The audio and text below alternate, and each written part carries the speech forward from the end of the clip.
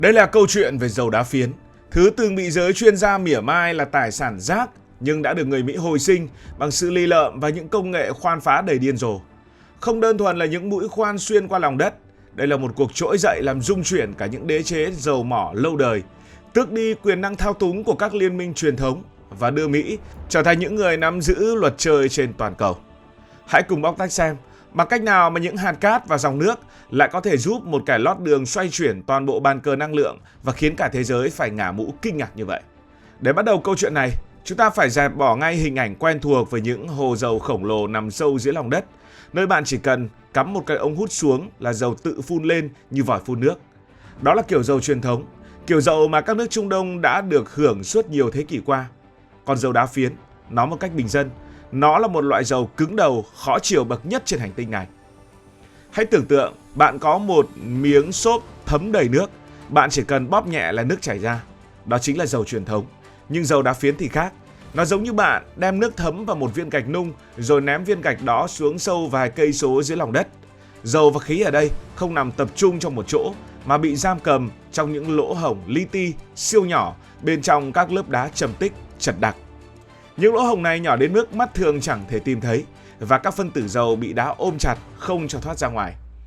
Chính cái sự oái oăm đó mà trong suốt một thời gian dài, giới địa chất thế giới đều biết dầu ở đó nhưng chẳng ai thèm ngó ngàng tới.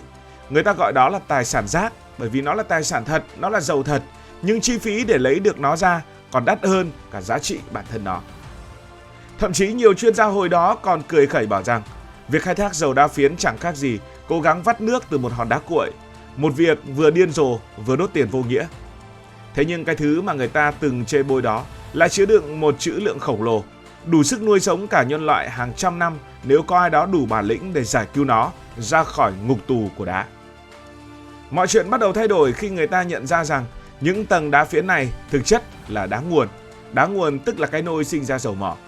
Qua hàng triệu năm, nhiệt độ và áp suất của trái đất đã nướng chín các vật chất hữu cơ trong đá để tạo ra dầu. Một phần dầu thoát ra ngoài tạo thành các mỏ dầu truyền thống dễ khai thác, phần lớn vẫn bị kẹt lại trong các khe đá hẹp. Và thế là thay vì đi tìm những mảnh vụn rơi vãi bên ngoài, người Mỹ quyết định tấn công trực diện vào nơi mà dầu được chứa để lấy dầu ngay từ gốc. Nói đến cách người Mỹ lấy dầu ra khỏi đá, chúng ta phải nhắc đến một cái tên huyền thoại, đó là George Mitchell. Ông này lì lợm đến mức dành cả 20 năm cuộc đời và đốt sạch hàng chục triệu đô la Mỹ chỉ để chứng minh cho thế giới thấy rằng mình đã đúng.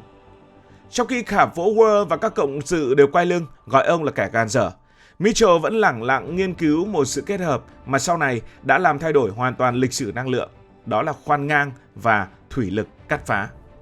Đầu tiên hãy nói về một chiêu thức được gọi là khoan ngang cực kỳ bá đạo này.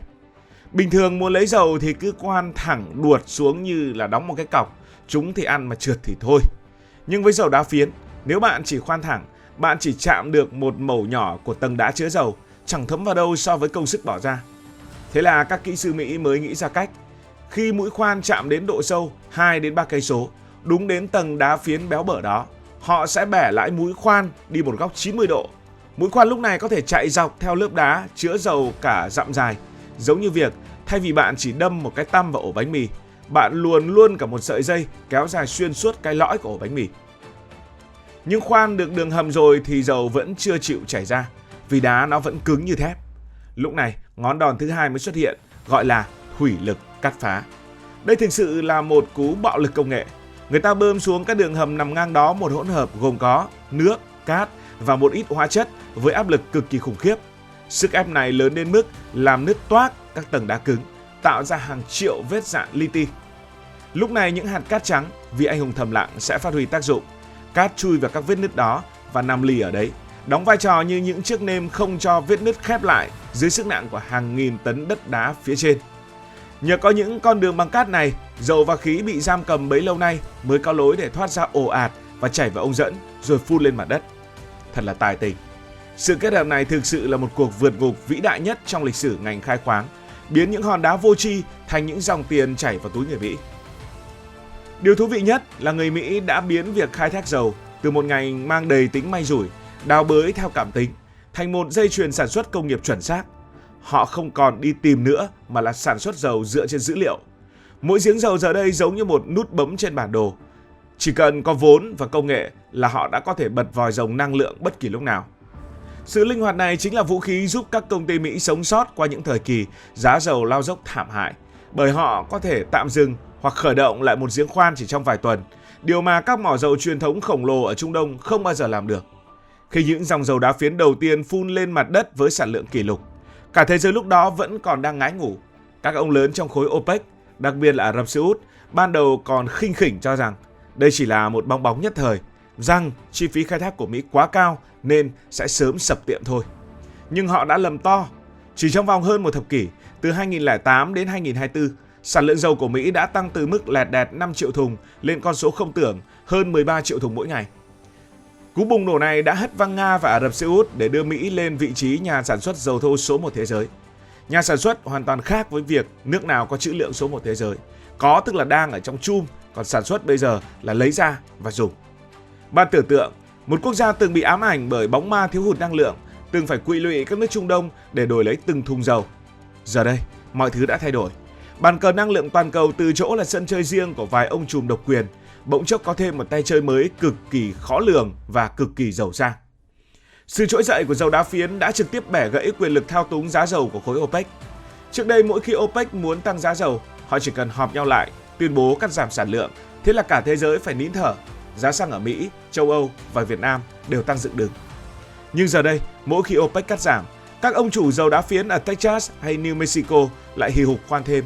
Họ sẵn sàng lấp đầy khoảng trống sản lượng đó để kiếm lãi, khiến cho nỗ lực đẩy giá của OPEC trở thành công cốc. Mỹ đã trở thành một nhà sản xuất linh hoạt, một vai trò mà trước đây chỉ Ả Rập Xê Út mới có. Không chỉ dừng lại ở dầu thô, cuộc cách mạng này còn giải phóng một lượng khí đá phiến khổng lồ. Điều này dẫn đến một bước ngoặt rất lớn. Mỹ trở thành nhà xuất khẩu khí hóa lỏng hàng đầu thế giới. Cuối cùng, cái thay đổi lớn nhất chính là tâm thế của nước Mỹ.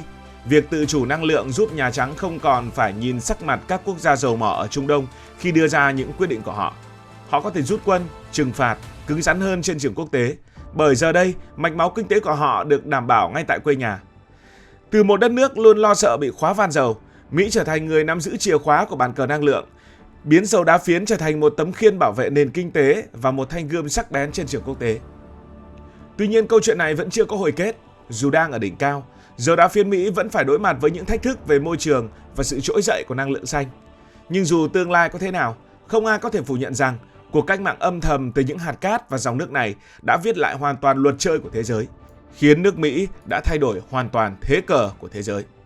Cảm ơn vì đã dành sự quan tâm theo dõi câu chuyện này. Nếu thấy thú vị, hãy nhấn nút like và đăng ký kênh. Hẹn gặp lại trong các video kế tiếp.